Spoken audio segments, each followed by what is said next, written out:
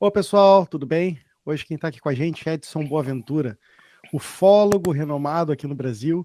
Obrigado, Edson, por estar participando aí com a gente e bem-vindo, cara. Eu que agradeço aí o convite, né? A oportunidade da gente estar batendo um papo aí legal sobre o fenômeno dos OVNIs, dos objetos voadores não identificados. Mas Edson, pode perguntar o que você quiser, Alessandro, a gente está aí para, sabendo, né, logicamente, sobre o assunto, a gente vai estar abordando aí, colocando todos os dados sobre qualquer coisa que você queira saber a mais aí desse fenômeno. não, com certeza. Queria começar te perguntando assim da tua história, né? Como é que nasceu esse interesse assim para tu dedicar assim tanto para a ufologia, né? Então, eu comecei em 1981, depois de um avistamento que eu tive na cidade do Guarujá, no litoral de São Paulo. E foi assim, eu era um garoto de 14 anos de idade naquela época, nunca tinha ouvido falar de disco voador, nada disso, não me preocupava com esse assunto.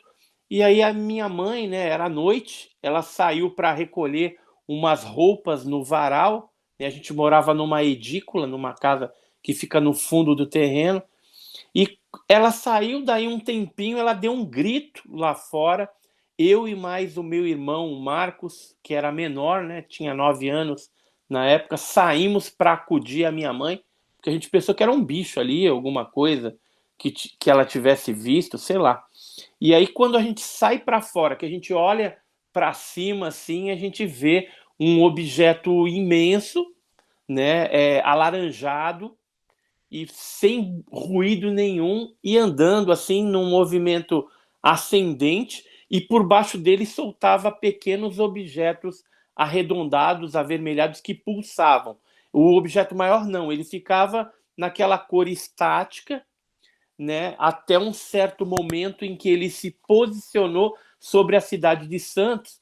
Aí a impressão que a gente teve é que ele aumentou ou o brilho ou aumentou o tamanho por umas 3 vezes do que ele já era, né?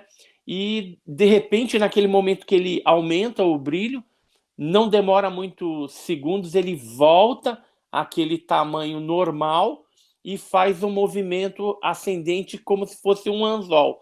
Desce um pouquinho e depois sobe na vertical numa velocidade muito alta. E nesse momento aí meu irmão já estava chorando, tal, e a gente já estava na frente de casa, vizinhos apontando, e depois saiu nos jornais, as pessoas comentando sobre aquele assunto.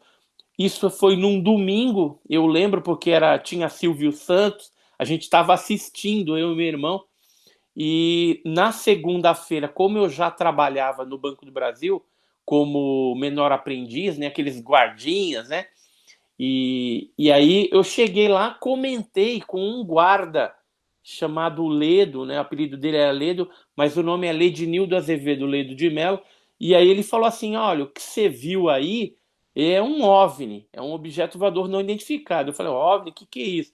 Aí ele falou, eu vou te apresentar uns amigos meus de um grupo lá de Sumaré, no interior de São Paulo, que é o Eduardo Oswaldo Mondini, e eles vão te explicar. Você faz uma cartinha, escreve o teu relato, manda para eles, que aí eles vão te explicar melhor o que você viu. E aí, a partir daí, a partir de 81 até 1985, eu fui me inteirando a respeito do fenômeno, quando então, em agosto de 1985, eu resolvi fundar oficialmente o GUG, que era o Grupo Ufológico do Guarujá, e a partir daí a gente começou a pesquisar esses casos no litoral paulista e depois fomos para várias outras localidades, outros estados e até outros países. Hoje eu já passei aí por 20 países diferentes, pesquisando casos ufológicos também, e já estou aí na batalha, né, nessa pesquisa, utilizando metodologia científica há 41 anos. Cara, é fantástico. Eu me sinto. Esses dias eu estava conversando até com o Andrei Fernandes do canal Mundo Freak. Porque eu comentei para ele, eu tenho formação como piloto comercial de avião, já trabalhei na área, agora não trabalho mais na aviação, mas eu voando eu já avistei à noite um objeto que eu não sei o que, que era, mas sei que não era um avião. Porque um avião não faz assim um zigue-zague, é impossível, é um movimento tão rápido, Não tão. tem como, né? É, E principalmente no passado, esse tipo de movimentos, eles caracterizavam um fenômeno OVNI autêntico. Hoje a gente tem drone, né? Outras coisas que eventualmente podem confundir. Mas no passado, não. E aí o que você viu? Esse objeto estava fazendo evoluções? Onde aconteceu isso? eu estava fazendo um voo, retornando para Belo Horizonte à noite, entre São Paulo e Belo Horizonte, e eu não quero criar qualquer relação com o caso, mas foi passando Varginha, só para dar uma referência, Uhum. ali perto de Varginha. E A eu só achei época, você estranho. lembra? Isso foi em 2012, final de 2012, mais ou menos. Tá. Mas foi uma coisa que eu estava com outro piloto, também viu. Só que assim, na aviação é muito comum, eu conheço várias pessoas da aviação, as pessoas veem, mas elas não relatam, porque tu acaba criando um problema para ti, né? Se tu acaba relatando. Sim, assim, se for algum aviador, por exemplo, dessas companhias mais tradicionais, aí, sei lá, pega uma Gol e tal, aí você tem que preencher relatórios, né? Os caras ficam meio cismados aí, quer que você passe por exame médico, né? Então é complicado. A gente sabe mais ou menos como funciona isso e tem procedimentos internos de companhia para companhia que são orientados aí pela ANAC, né, muitas vezes, e também pelo próprio Ministério da Aeronáutica, que tem interesse em saber a respeito desses casos aí, quando o piloto quer reportar, né? Porque se ele não quiser reportar também, aí fica no vazio, fica só no avistamento ali e acabou. Mesmo porque não tem. Eu já conversei com um piloto, pessoal da aeronáutica, não tem muitos casos, é muito raro acontecer algum caso em que possa ocorrer algum tipo de acidente, né? O OVNI. Então, geralmente, eles até orientam os pilotos comerciais aí, falam, não, fica tranquilo, estamos mudando aqui a sua rota, né? A altitude, a pista tal, né? Onde você está navegando ali, né? Onde você está voando, e aí tranquilo, não vai ter nenhum tipo de risco, né, de colisão com esses objetos voadores não identificados. O máximo que eles fazem são preencher alguns relatórios que depois vão para o Condabra, né? Passa ali pelo Sindacta, né? Geralmente é o Sindacta que registra isso, e depois vai para o Condabra, que hoje, se não me falha a memória, é Congar ou Congap, né? Porque toda hora eles mudam de nome. Já foi quarta subchefia, depois virou no Condabra, depois virou Condabra, e agora já é outro nome. Daqui a pouco muda de novo. Não, mas assim, tirando essa parte mais burocrática, né? É porque o ponto, eu até acho assim, que a gente tá. Avistamento tem muito, assim, as pessoas veem e já acho que já não. Eu queria entender assim, de ti, o que, que tu acha que hoje ainda um tabu, assim. Tu acha que a gente ainda tem muito preconceito? Porque acho que hoje em dia as pessoas têm mais recursos também, todo mundo tá com câmera no bolso, aí tá com celular, tá com, né? Tu acha que vai acontecer um momento que a gente vai conseguir encarar esses avistamentos e tal de uma forma mais científica mesmo? Olha, precisa ocorrer essa mudança no pensamento, né? No passado, esse tabu, nessa percepção que o pessoal tinha, quem vê OVNI é louco, quem vê OVNI, né? O cara tá imaginando, fumou alguma coisa, sei lá. Então, esse tipo de pensamento, hoje, na atualidade, a gente vê que tem mudado. A imprensa, no passado, ela fazia muita chacota, fazia sensacionalismo em torno do assunto, e hoje a gente vê que os programas, né, de televisão, ou mesmo a internet, os podcasts, têm dado uma atenção maior para assuntos desse tipo e focando um aspecto mais sério do negócio. E eu tive fazendo uma pesquisa, inclusive, A NASA, por exemplo, a chefe da NASA, ela chegou a comentar assim, olha, até 2025, ela deu essa declaração esse ano, até 2025, provavelmente a gente vai estar dando uma notícia de ter achado vida em outro planeta. Né? Então, a gente vê aí que Estados Unidos, Rússia, China estão numa guerra fria novamente, e em relação ao OVNI também, e a gente percebe que vamos ver quem que primeiramente vai dar a notícia e reconhecer oficialmente esse fenômeno. E aí, tendo essa nova perspectiva, esse novo contexto de que o fenômeno é real e vai ser a qualquer momento divulgado para o mundo que existe, né, outro tipo de vida, isso tem que mudar os paradigmas, principalmente das pessoas, das populações e das religiões. Né? Então, a gente percebe que a NASA, isso em 2014, ela investiu numa universidade de Princeton, por exemplo, $1.100.000 para fazer uma pesquisa com alguns teólogos, líderes religiosos de várias facções, né, de várias crenças. Então tinha muçulmano, evangélico, católico, líderes africanos, budista, tinha de tudo, para eles saber o que eles pensavam a respeito do fenômeno e se fosse liberado, o que aconteceria, etc. E tal. Teve toda uma dinâmica que eles implementaram num tal de CTI, que é um centro de Princeton, e esse trabalho visa o quê? Preparar futuramente alguma estratégia de orientação desses grupos religiosos. Porque qual a preocupação dos governos? Se você libera uma informação de que o fenômeno é real, que ele existe e tudo mais, alguns grupos podem se sentir traídos, entre aspas, e isso pode gerar convulsões sociais que seria de difícil controle por parte dos órgãos de segurança, militares. Então, eles estão preocupados com isso. Então, o que tem que se fazer antes de chegar a esse momento? Fazer um trabalho maciço junto com a imprensa para fomentar bastante informação sobre o assunto, porque quando vier uma notícia do reconhecimento, a população já ouviu tanto que não vai chocar. Então não vai ter vai ter alguns choques com alguns, mas não tanto. A gente já vai estar acostumado com esse fenômeno. Paralelamente a tudo isso, existe um interesse em acobertar esse assunto.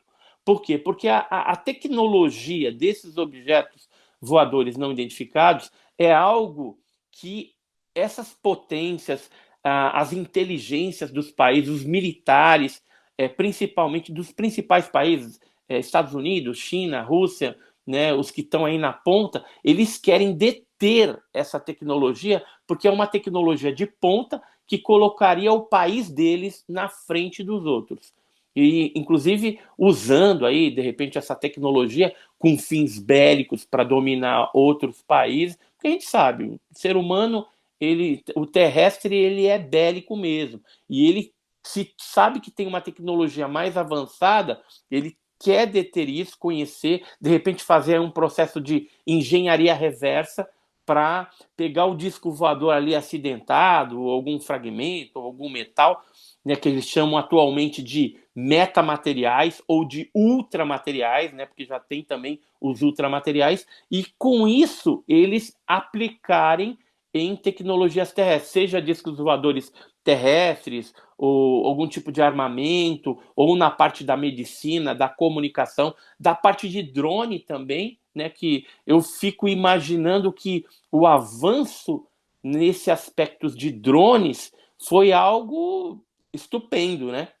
Foi muito rápido, né? E hoje a gente está usando até drone aí em guerra. E estrategicamente, principalmente nos Estados Unidos, você falar que o OVNI, né, que atualmente a sigla mudou, é UAP, que seria o tal do FANI, Fenômeno Aéreo Não Identificado, ele engloba OVNI, engloba fenômenos astronômicos diferentes, não classificados, e engloba também drones espiões de outras potências. Então, é bem estratégico para os Estados Unidos falar de UAP, de fenômeno aéreo não identificado, porque ele mesmo pode estar enviando drones para algum lugar e algum outro país vai classificar aquilo como OVNI, né? Como UAP, como alguma coisa assim, e na verdade é um artefato até terrestre. Então, o próprio fenômeno serve como camuflagem para que uma tecnologia de drones de outro país espiã possa estar indo em outros países fazendo aí o que não deve, ou o que deve, sei lá. Sim. Depende do ponto de vista. Edson, a gente tem já evidências, assim, tu que estuda, assim, a gente tem evidências contundentes, assim, de que a gente possa afirmar que algum país já detém essa tecnologia, ou já detém seres sob seu poder? Sim, temos. Por exemplo, eu vou só citar um exemplo. O Gary Nolan, ele é um cientista da Universidade de Stanford, aliás, nos Estados Unidos. Deixa eu achar o camarada aqui. Ó, o Gary Nolan é esse camarada aqui. E esses fragmentos que nós temos aqui são fragmentos de OVNI. Ele chegou a analisar 12 pedaços de OVNIs a pedido do governo. Né? Um dos pedaços que ele analisou, que inclusive ele tem falado aí na internet, tem dado depoimento, é um fato que aconteceu no Brasil em 1957, em setembro, onde um disco voador teria caído em Ubatuba, na Praia das Toninhas.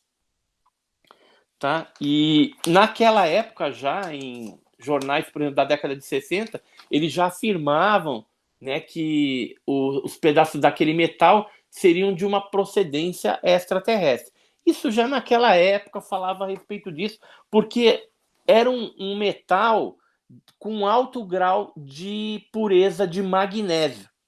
99,9. Aqui está um laudo que foi feito no Ministério da Agricultura do Brasil naquela época, pela tecnologista química Luísa Maria Barbosa, e ela já atestava esse grau alto de pureza de magnésio. E aí você poderia estar questionando agora, mas magnésio não está na tabela periódica? Está. Mas se a gente for pensar em termos de universo, tudo que tem na tabela periódica aqui na Terra, no universo você vai encontrar igual. É lógico que numa composição mais pura ou não, ou combinada com outros elementos químicos. Por exemplo, o ferro de um meteorito, de um siderito que cai aqui, é o mesmo ferro que corre nas nossas veias aqui, só que de uma forma diferente, mas é tudo ferro. E aí o que acontece? Esse Gary Nolan recebeu do Jacques Vallée, que é um francês, um físico francês, fragmentos de um metal que é de Ubatuba, que estava nesse museu, no Museu OVNI, que inclusive eu visitei, o Jacques Vallée foi lá, tem esses 2 pedaços, ele conseguiu obter alguns fragmentos, que foi cedido pela curadora do museu, lá, Andrea Simondini, e aí eles levaram para essa universidade de Stanford e ele aplicou umas pesquisas, né, umas análises dentro da parte para identificar os isótopos do magnésio constante naquele OVNI que explodiu na Praia das Toninhas.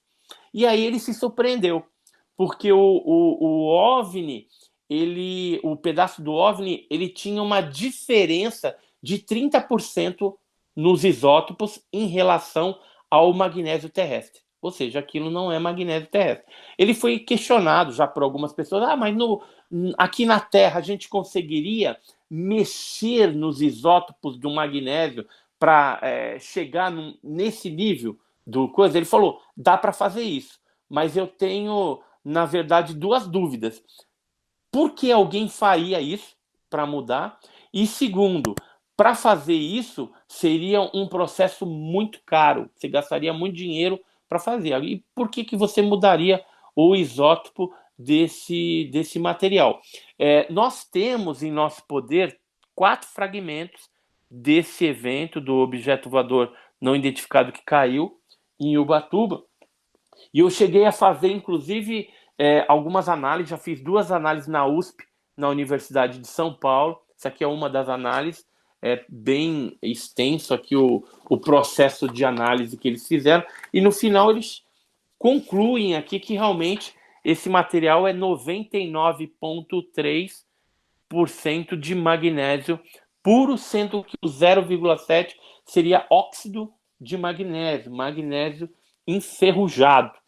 E aí, a gente está falando, né, do caso de Ubatuba. Tem outros casos, tem outras descobertas que ele já está fazendo, mas o que é mais surpreendente desses metamateriais e ultramateriais é que, no caso, por exemplo, de Ubatuba, não se trata de meteorito também, porque especialistas em meteorito falaram que a configuração física desse material não tem as características de meteorito, e meteoritos que já caíram na Terra, que tem na sua composição magnésio, teriam no máximo 26, 23%, entre 23 e 26%, nunca 99,9, 99,3%, e geralmente esses meteoritos que caem, que tem magnésio, eles vêm combinado com níquel, com ferro, com estanfiodita, com farreguintonita, que são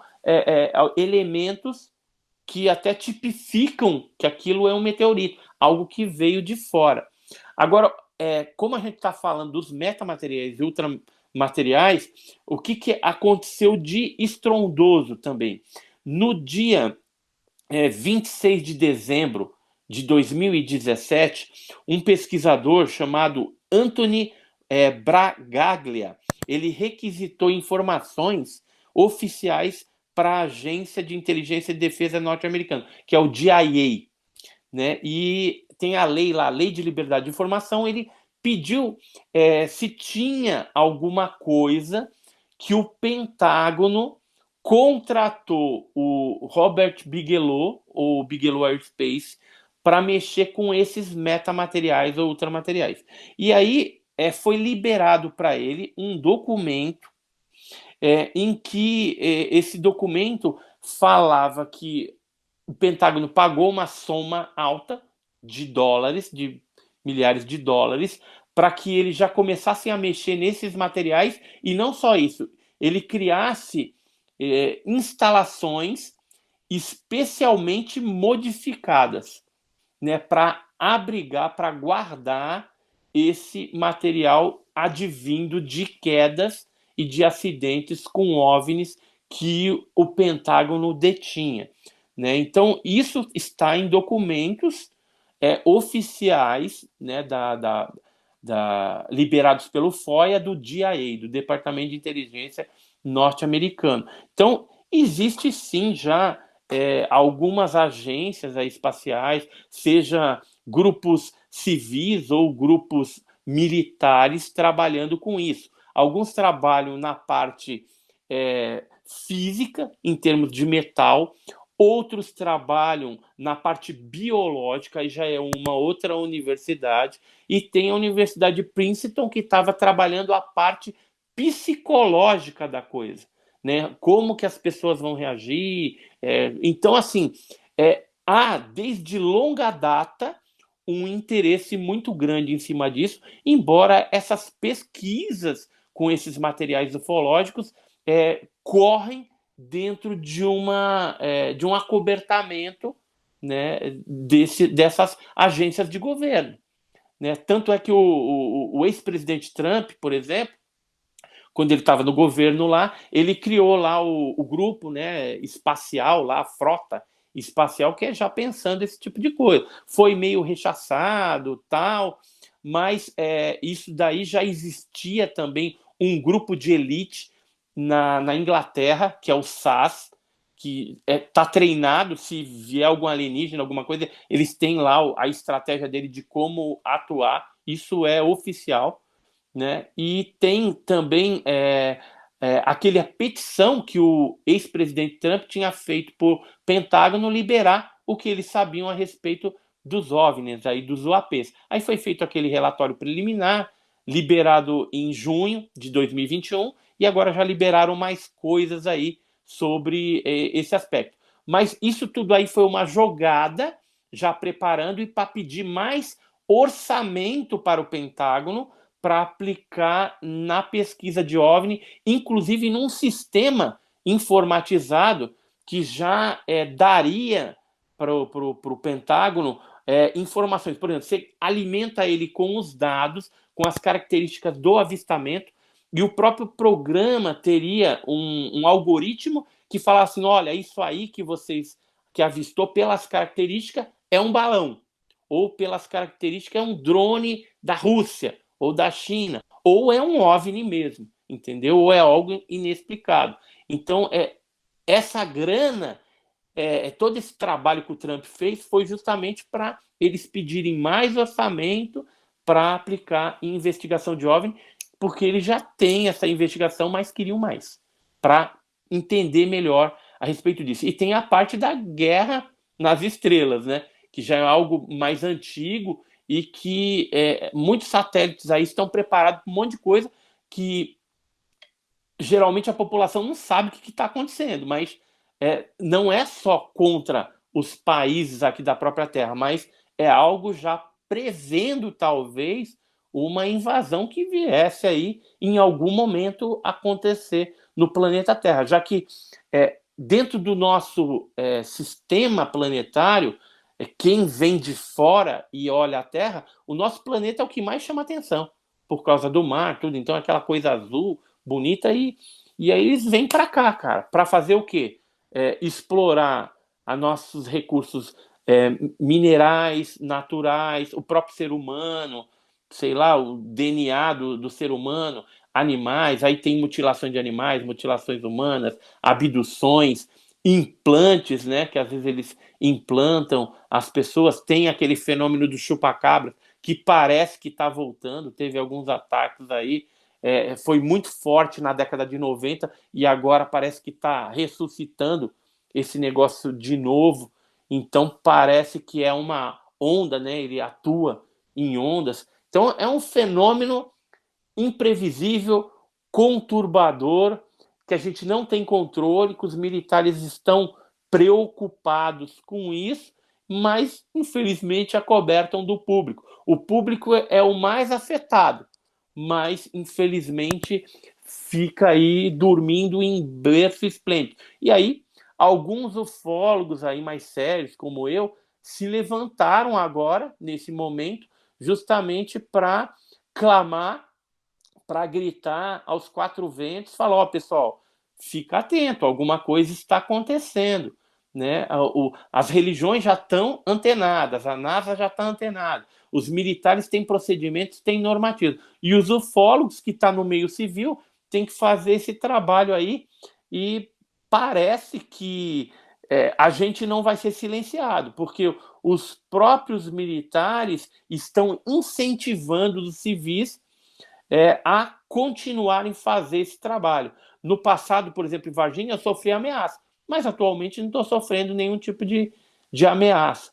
O que a gente tem um compromisso com o fenômeno ufológico é justamente levar a verdade, somente a verdade, sobre esse tema polêmico, né? Porque tem um monte de mentira, tem um monte de fake, tem um monte de coisa aí, mas a gente combate esse tipo de coisa trazendo à luz, né, toda essa problemática e sendo mais sincero com a população aí e preparando ela para o momento seguinte aí que, de repente, daqui a pouco a gente vai estar indo no shopping tomando um cafezinho com o ET, né, com o tripulante do OVNI. É interessante ter comentado isso, Edson, porque tem muita teoria, tem pessoal que fala que eles já estão entre nós, estão camuflados. Isso consegue pegar alguma evidência, alguma coisa de que possa estar acontecendo?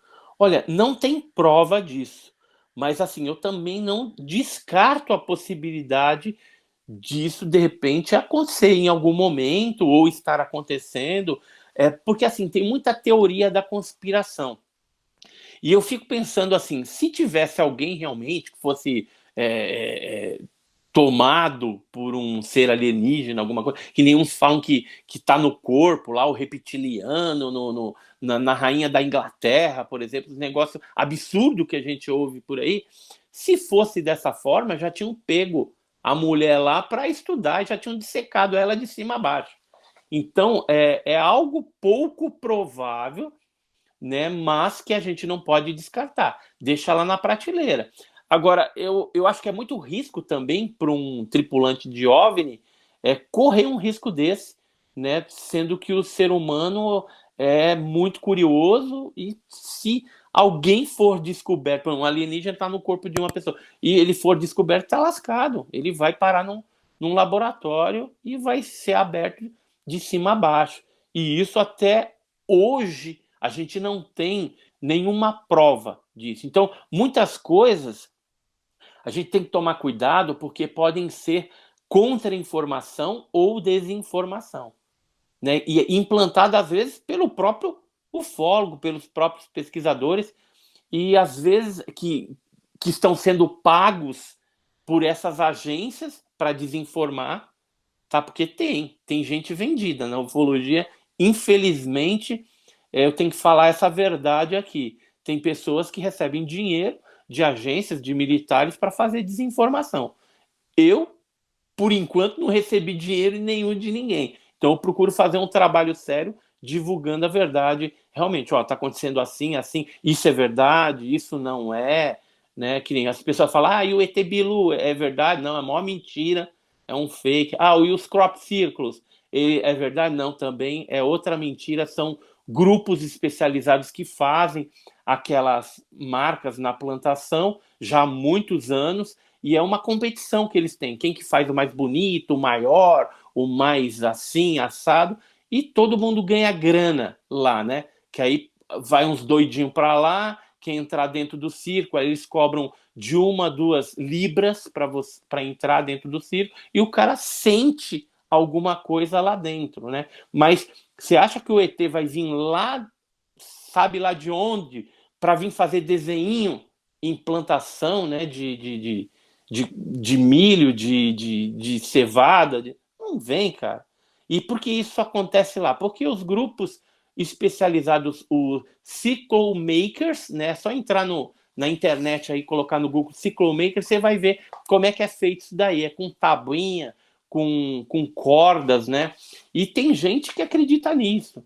Tem gente que paga pessoas para fazer isso e criar todo um mito em cima, principalmente aqui em Santa Catarina, né, no sul do nosso país. Então, essas mentiras a gente tem que falar para as pessoas, porque tem um monte de gente sendo enganada até por próprios ufólogos aí, né, ou pseudo-ufólogos, sei lá o que está acontecendo, né? Mas, diga-se de passagem, a gente tem que fazer um trabalho correto, levar a verdade para as pessoas. Sim, e comentou há pouco a questão o tripulante, né, sabe que vai correr um risco, né, em função de que o povo é curioso e tal. Eu ia te perguntar, porque também tu comentou, né, que tu investigou Varginha, e lá acho que foi meio inegável, assim, que todo mundo viu alguma coisa. O governo realmente deteve seres, detém ainda? O que aconteceu com eles chegaram a descobrir alguma coisa? Então, Varginha, eu precisaria de umas 5 horas aí para a gente falar de tudo que aconteceu lá em Varginha. Eu participei desde o início, né, das investigações, continuo investigando.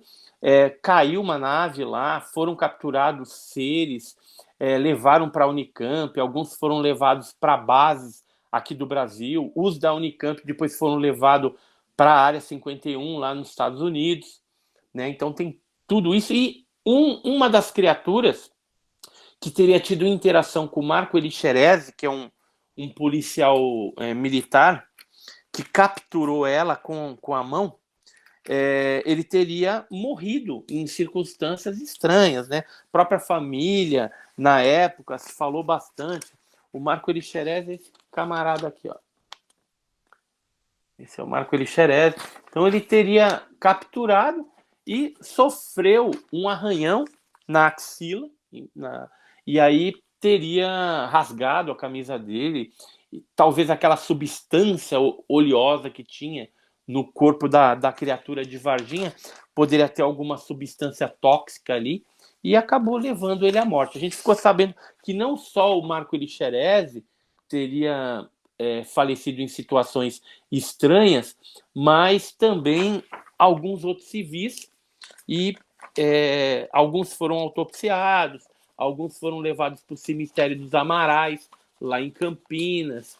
Então tem muita coisa que aconteceu, né, nesse caso Varginha, que são, só para você ter uma ideia, são mais ou menos 150 depoimentos entre militares e civis que tiveram envolvimento direto ou indireto com esse caso. O que a gente percebeu, né, a gente já sabia naquela época que havia um envolvimento norte-americano muito forte no caso também.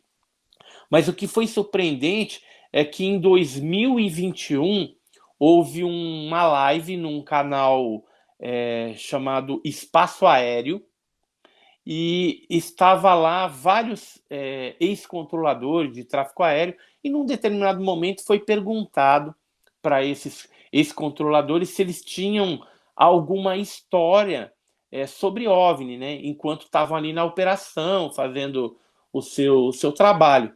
E aí o Marcos Feres, não sei se você conhece ele, esse cidadão aqui, ex-controlador de voo, ele contou que no dia 20 de janeiro ele estava trabalhando e, de repente, lá nos equipamentos, né, da operação, uma aeronave da USAF, um C-17, começou a adentrar o espaço aéreo brasileiro. Só que quando isso acontece, tem que ter um AVOEM, tem que ter uma autorização com 24 horas, ou 72 horas, alguma coisa assim, com algum tempo de alguns dias, para que seja autorizado, porque como é uma aeronave estrangeira e militar, de repente pode estar tendo uma invasão ali, pode estar entrando, tem que estar devidamente autorizado. Só que não tinha o raio do AVOEM. E aí, antes que ele digerisse a informação ali, o chefe dele, que nunca vinha na operação, o chefe do Marcos Feres, entra na operação e fala: olha, tá entrando aí uma aeronave, não tem um AVOEM, mas deixa passar, depois a gente vai atrás. E deixaram, ficou por isso. Essa aeronave norte-americana, no dia 20, foi com destino a Campinas, e de Campinas já havia 2 helicópteros da Força Aérea Brasileira aguardando lá, e que depois seguiram uma rota para Varginha, ou seja, algum tipo de logística para Varginha. Isso no dia 20 de janeiro, quando estava ali já explodindo e sendo capturadas as primeiras criaturas. A história diz que a primeira criatura foi capturada no dia 20 de janeiro, de manhã, pelo Corpo de Bombeiros. Depois teve mais 2 criaturas capturadas pelo Exército dentro de uma mata. Tem a mata do vovozinho ali, foi visto um monte de criatura também. Aí depois teve o avistamento das meninas no terreno baldio, a Liliane, a Kátia, a Valquíria viram lá. E da tarde para a noite, depois que caiu a chuva de granizo lá, o Marco Elixerez, junto com o Eric Lopes, que era o seu companheiro, que é da PM, capturaram mais uma criatura à noite. Depois teve outras capturas, as criaturas foram aparecendo até julho de 1996, durante um período de 6 meses, várias criaturas ainda eram vistas na região. Teve criatura que saiu na porrada com um cara lá em Alfenas, que é o Luciano. Tem criatura que apareceu dentro do zoológico, depois alguns animais morreram de forma misteriosa. Quem viu foi a dona Terezinha Galo Klepf, juntamente com outros políticos da cidade que até hoje não vieram a público falar, mas que viram também, porque eles têm medo de ser taxado de louco, tem lá um cargo político, e aí não querem falar sobre o assunto para não ficar ali meio mal visto, né? Mas a gente sabe que teve pessoas que viram muita coisa lá e que não falam. E tem também uma operação que foi feita pela ESA, que é a Escola de Sargento das Armas, em Três Corações, isso em julho, ali no princípio de julho. A gente recebeu, inclusive, uma carta, na época, de um militar. A carta dele ele mandou no dia 22 de julho de 96, essa carta aqui, ó. Essa carta, e ele mandou também uma folha de seda com uma das criaturas que ele viu no Rio Verde. E aí ele conta nessa carta que era uma operação que ele, juntamente com a equipe dele, mais um sargento coordenando, para tentar capturar umas criaturas que estavam dentro do Rio Verde. Isso no dia, aliás, em julho, e depois ele fala ainda aqui de um colega dele que participou de uma outra patrulha no dia 4 de julho e disse que viu nas águas ali do Rio Verde uma criatura peluda também. Então tinha aquela criatura que era marrom, escura, com os calombinhos, olho vermelho e tal, e tinha outra que tinha o mesmo olho vermelho, os mesmos calombinhos, só que o corpo era coberto de pelos. A gente, na época, os pesquisadores até brincavam, falavam que era o ET Tony Ramos, né? De tanto cabelo que o bichinho tinha lá, né? Mas, assim, Varginha foi o quê? Um arquivo X real que aconteceu envolvendo acobertamento, ameaças. Vários pesquisadores receberam ameaça, morte de pessoas, de animais, captura de seres, queda de nave. Na Unicamp tem todo um desdobramento. Todos os órgãos militares e também os hospitais envolvidos, Hospital Regional, Humanitas, Unicamp, também foram orientados a negar tudo. Tanto é que o Badam Palhares, que teve acesso a essa criatura, a uma criatura viva e uma morta, ele nega até hoje, né? Nega até hoje, mas nos bastidores, para um, para outro, ele já contou até detalhes. Enfermeiros e enfermeiras, funcionários da Unicamp que trabalharam lá, que também foram silenciados, hoje já falaram algumas coisas. Então a gente sabe, por exemplo, que tentaram fazer um hemograma da criatura e aí o sangue da criatura coagulou dentro da mangueira antes de chegar no sensor do sensor do hemograma, dando estragando aquela máquina. Aí tentaram ir para a segunda máquina de hemograma, aconteceu a mesma coisa, estragou a outra máquina também, sem que eles obtivessem o resultado de um hemograma do sangue daquela criatura, né? Disse que parecia até uma Coca-Cola meia assim escura, né? Era um sangue meio diferente daquela criatura. Algumas pessoas falam que uma das criaturas chegou a ser enviada para Iperó, que é uma base de segurança da Marinha. Então, tem assim um monte de coisa que aconteceu, tem documentos que foram gerados. A gente esperava, com 25 anos do caso, que fez agora em janeiro de 2021, a gente pedisse esses documentos e viesse à tona. Só que o Exército se antecipou, criou leis, normas para, vamos dizer assim, atrapalhar o acesso à informação.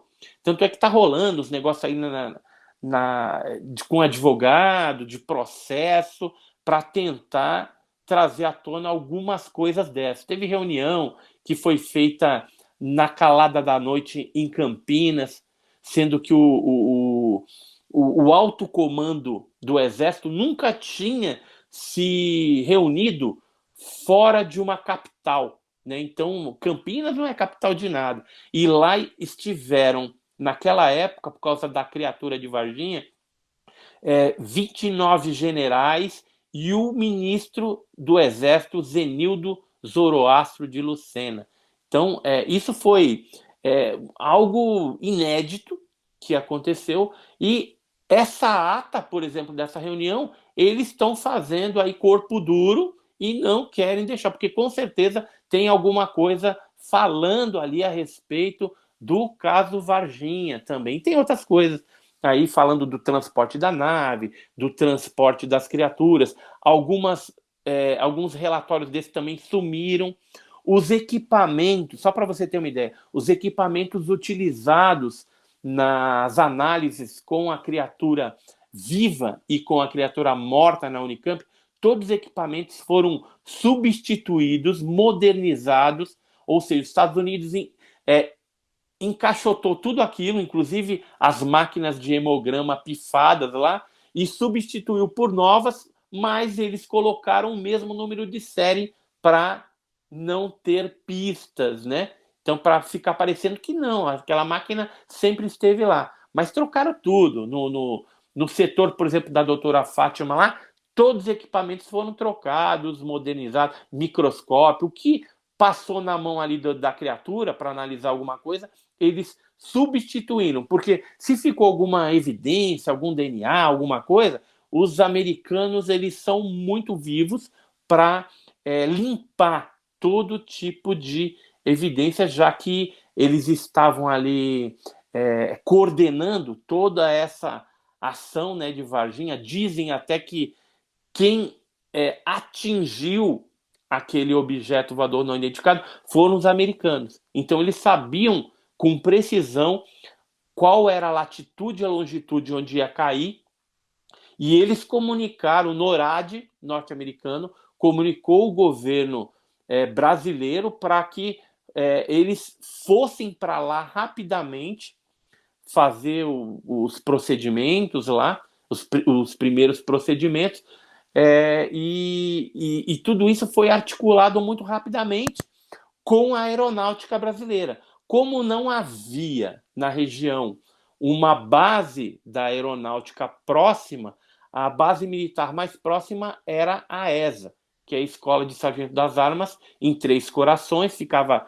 a 15 quilômetros ali de Varginha, e era uma base do Exército. Então, ela foi recrutada para poder atuar. Tinha outras bases já de prontidão no Espírito Santo, que a gente ficou sabendo, em Belo Horizonte, para se precisasse atuar, porque assim era uma nave abatida e uma porrada de criaturas. Tem uma pessoa aí que a gente está tentando entrevistar, né, tentando ver se ela fala, que ela pelo menos viu 10 criaturas na mata lá do vovozinho, né? Que é um lugar próximo ali onde teve algumas capturas. Teve criatura que foi capturada viva, teve criatura que o militar se desesperou e mandou bala em cima dela, então capturou morta, né? Porque, assim, tem uma testemunha que numa dessas incursões do exército, quando eles entraram dentro da mata, foi escutado tiro de FAL, que é fuzil automático leve. E aí, quando eles subiram com aqueles sacos de campana, um estava se mexendo e eu estava meio inerte. Então, eles supuseram que poderia estar ali dentro uma criatura viva e a outra morta, que possivelmente levou um tiro. O que a gente ficou sabendo é que houve esse tipo de situação mesmo, porque principalmente essa criatura peluda, ela, você olhando para o negócio daquele, você pensa que é um bicho, um macaco, sei lá, algum bicho selvagem, e aí você não vai correr o risco de ser atacado por um negócio desse, né? Mesmo porque eles falam que não tinha assim garra grande, mas nos dedos, que eram três dedos assim, ele tinha uma espécie de unhinha, né, unhinha. E um militar, por exemplo, que chegou a dar depoimento na época, foi gravado um vídeo que foi pegar uma das criaturas já morta dentro do Hospital Humanitas. Ele falou que os médicos estavam ali mexendo nela antes de eles levarem a criatura para a ESA, e um deles puxou com uma pinça um negócio preto e bifurcado, que ele acha que era a língua da criatura. Então parecia até uma língua de réptil, né? Mas ele não sabe se é efetivamente uma língua ou se poderia ser uma fita de medição de putrefação, sei lá, não sei se existe isso. Mas ele disse que quando o médico puxou com a pinça a língua daquele bicho, né, daquela criatura, quando ele soltou a pinça, aquilo enrolou para dentro da boca. Tá? Isso está gravado numa fita de vídeo, depoimento de um dos militares do Exército que retirou juntamente com outros militares, uma dessas criaturas. Depois eles fecharam o caixãozinho, aborboletaram, era um caixão pequeno, e colocaram um saco preto, englobando todo o saco, levaram para o caminhão, eles entraram pela porta lateral do Hospital Humanitas, e depois eles seguiram até Altomaco, da Altomaco foi feito um comboio e eles entraram para a ESA. No dia seguinte é que eles fizeram um outro comboio para levar uma criatura viva e uma morta. A gente chegou a falar também com um dos militares que fez a guarda ali desses seres, né? E muitos ali descreveram na ESA que houve sobrevoo de nave enquanto as criaturas estavam por ali, né? Teve gente que viu isso. Aí mandaram importar um radar portátil lá da base aérea de Canoas para poder ali detectar esses objetos.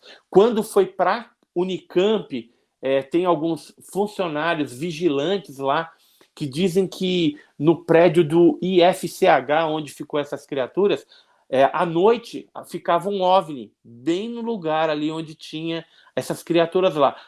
O objeto só sumiu de lá depois que os americanos levaram tudo embora. E alguns chegaram a falar que esse objeto se escondia numa lagoa que tem dentro da Unicamp, ali em Campinas. Ou seja, veja, é uma história muito mirabolante, mas isso que eu estou falando para você, assim, que alguns fragmentos, ele é 30% daquilo que efetivamente aconteceu e foi acobertado pelos órgãos militares. Mas essas criaturas ali, elas não eram agressivas, né? Pelo que eu entendi, elas foram agredidas. Então, daqui a pouco a gente está, né, sendo a raça humana sendo extremamente rude com visitantes, né? Que de repente caíram aqui por acidente ou porque foram derrubados, né? Provavelmente as que estavam ali próximo da cidade, um pouquinho na zona rural, essas daí elas estavam com muito medo, né? Talvez por ter sofrido já aquelas capturas, né? Uma perseguição dentro da mata ali pelos militares, então elas estavam visivelmente assustadas. Agora, teve uma criatura que atacou numa cidade próxima lá, ela chegou a pular na frente de um rapaz que vinha de bicicleta e atacou ele e ele sofreu arranhões, né? Esse não chegou a falecer, mas foi feito um BO na polícia, foi feito aquele exame de corpo de delito, outras pessoas viram aquela criatura também estranha, deram um depoimento, foi feito o BO, só que na época eu consegui cópia desse material. Hoje, com a Lei de Liberdade de Informação, o SIC lá, Serviço de Informação ao Cidadão, a LAI, eu cheguei a pedir para a delegacia lá esses documentos. Infelizmente, eles falaram que não existe, que não tem, ou seja, na verdade, a ESA deve ter ido lá e confiscado, porque foi a informação que nos passaram ali no pé de orelha, entendeu? E agora, oficialmente, ninguém fornece nada, embora o documento existiu. Tanto é que eu tenho cópia desse material. Eu só estava pedindo oficialmente, mas, curiosamente, você pedindo oficialmente, eles dizem que não existe, que não tem. Agora, estão escondendo isso por quê? Né? E essas criaturas, então, todas elas que estavam de posse do governo, mas que foram para a Área 51, o Brasil não acabou não ficando com nenhum corpo para Olha, estudo, né? a gente tem uma informação que uma pelo menos ficou. Assim, pelo menos duas foram para os Estados Unidos num comboio que era uma viva e uma morta que estava na Unicamp. Mas quando saiu o comboio da ESA para Campinas, dizem aí que um dos caminhões seguiu para outro rumo, para outra base. A gente tem um indicativo de uma determinada base e assim, mas a gente está checando ainda algumas informações. Por isso que eu te falo, a gente sabe 30%. Então uma delas foi para lá e duas foram para a Unicamp.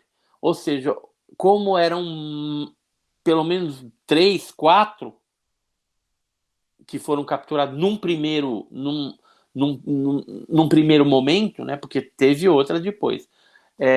Possivelmente aconteceu isso. Ou duas foi para essa base, duas para outra, ou foi duas para a Unicamp, depois foi mais uma para os Estados Unidos junto com a nave, né? Por isso que essa aeronave da USAF que veio para cá, o C-17, só para você ter uma ideia, ele cabe dentro dele até 77 toneladas, ou seja, caberia uma nave pequena, que eles descreveram que era uma nave em forma de charuto, do tamanho de um micro-ônibus, e com certeza mais uns 3 caixãozinhos ali, com criatura, dava de boa para carregar dentro da aeronave norte-americana. Tem algumas pessoas que trabalharam para lá que comentam que de fato foi para a Área 51 naquela época e que chegou essas coisas do Brasil lá.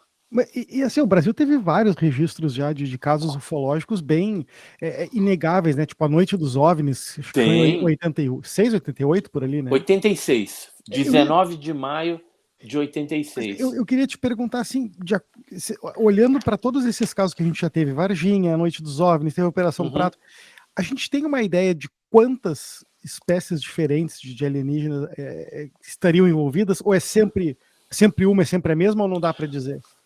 Olha, quando a gente fala desses casos clássicos, no caso de maio de 86, o que saltou mais aos olhos foi o avistamento de objetos. Embora esses avistamentos eles iniciaram no dia 19 de maio de 86, houve aí vários outros avistamentos que ocorreram num período de 10 dias, ou seja, foi uma onda que durou 10 dias, onde aí a gente teve, então, pousos desses objetos, avistamentos de seres, e os seres que foram avistados, que a gente tem notícia, era o que a gente chama de tipo alfa. Você estava falando da espécie. Espécie, eu evito de falar porque isso é errado. Para você definir uma espécie ou uma raça, você teria que ter isso oficialmente já dito, né, publicamente, oficialmente, por alguma agência espacial, cientista, governo, e falar a procedência. Ó, se é da raça tal, espécie tal, veio do planeta X. Né? Mas isso não existe. Então a gente não pode falar de espécie nem de raça. O que a gente fala são tipologias, com base em quê? No depoimentos daquelas pessoas que viram essas criaturas, que viram esses tripulantes dos OVNIs.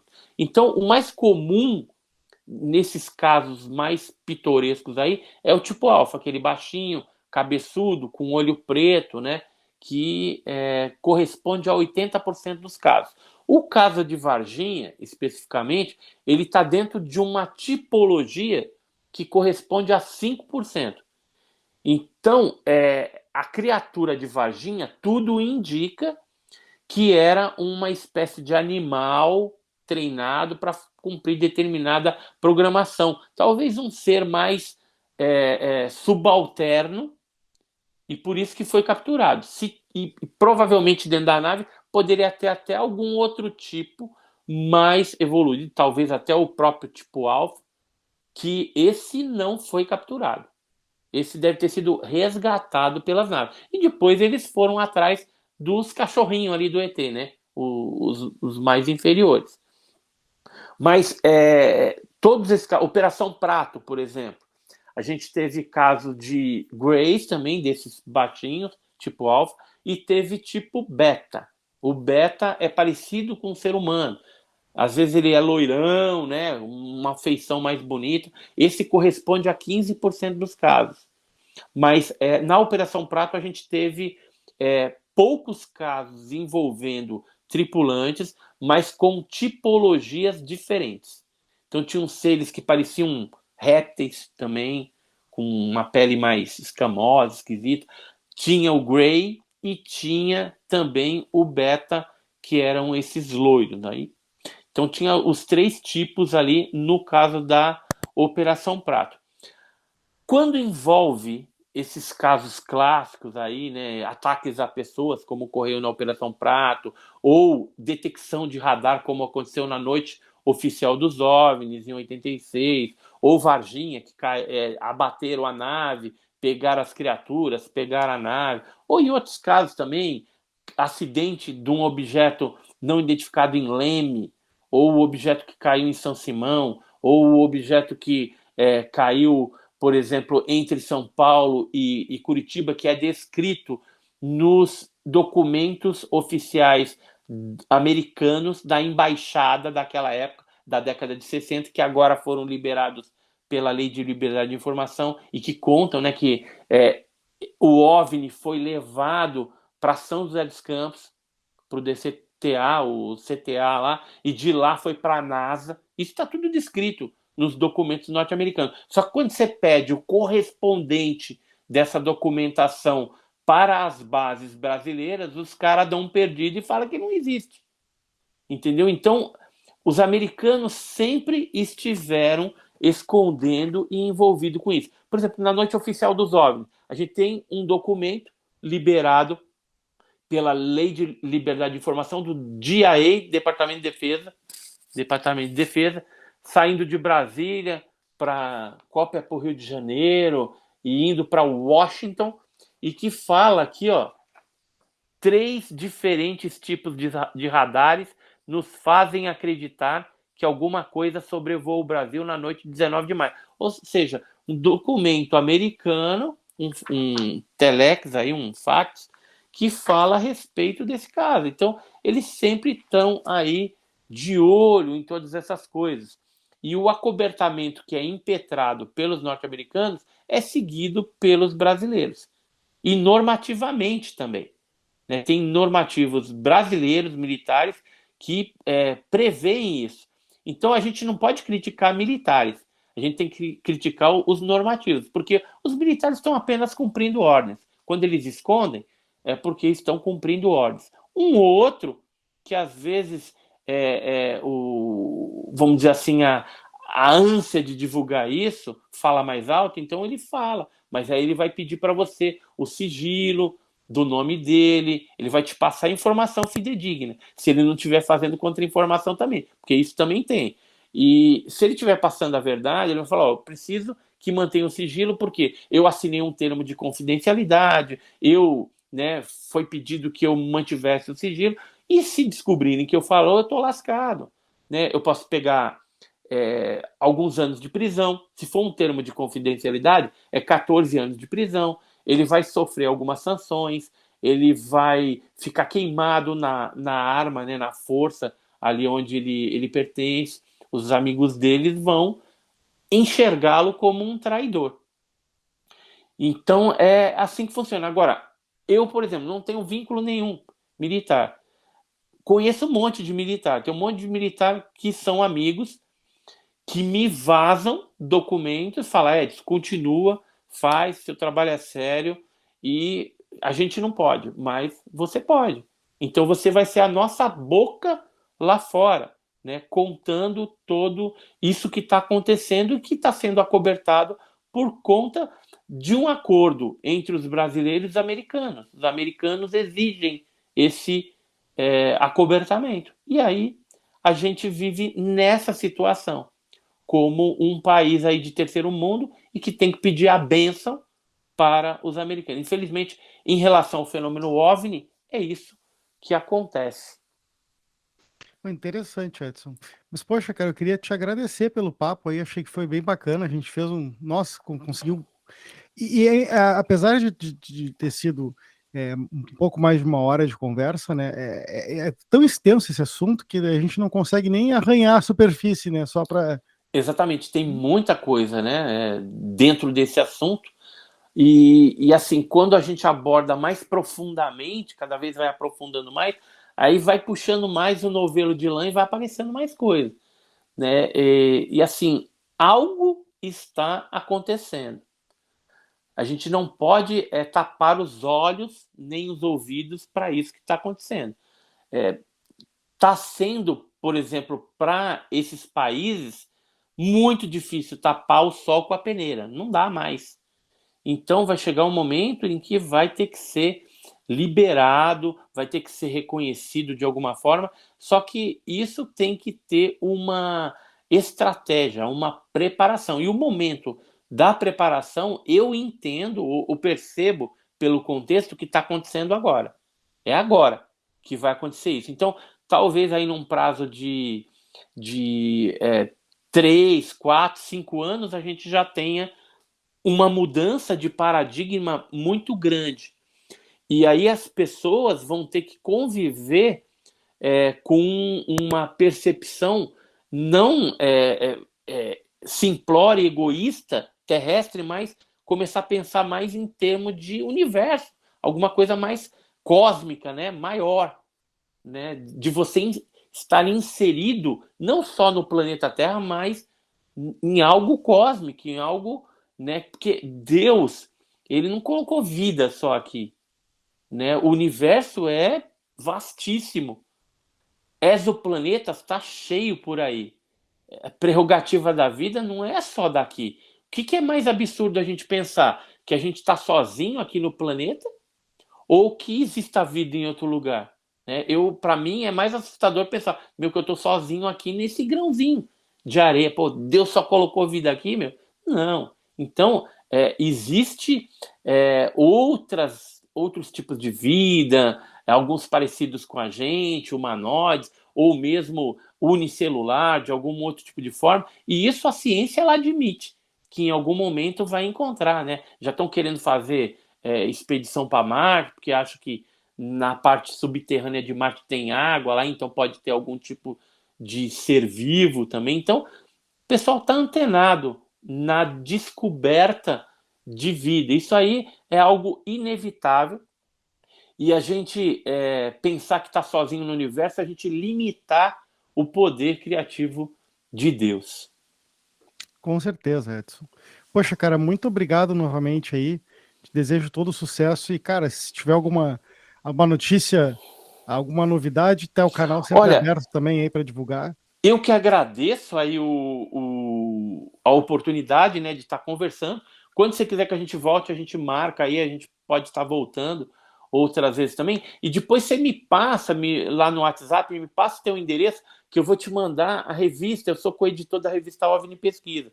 E nessa revista a gente procura, né, trazer sempre informações, né, confiáveis sobre o fenômeno OVNI, utilizando metodologia científica. A gente tem um corpo consultivo bem sério ali. Tem astrônomo, tem militar, tem professor, tem ufólogos também, jornalista, tem de tudo, justamente para a gente ter ali várias cabeças pensando e trabalhando seriamente dentro dessa causa, né, dessa paraciência que é a ufologia.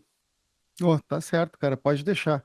Muito obrigado, Edson, e boa noite, cara. Qualquer coisa aí, estamos sempre à disposição. Valeu. E depois, ó, se inscreve aí no canal do Alessandro, Área 43, e se inscreve no meu canal também, Enigmas e Mistérios. Tem um monte de vídeo lá, quem quiser se aprofundar no tema ufológico, entra lá que tem bastante conteúdo de qualidade para você. Tá Valeu certo, cara. Valeu, e brigadão. até a próxima. Até.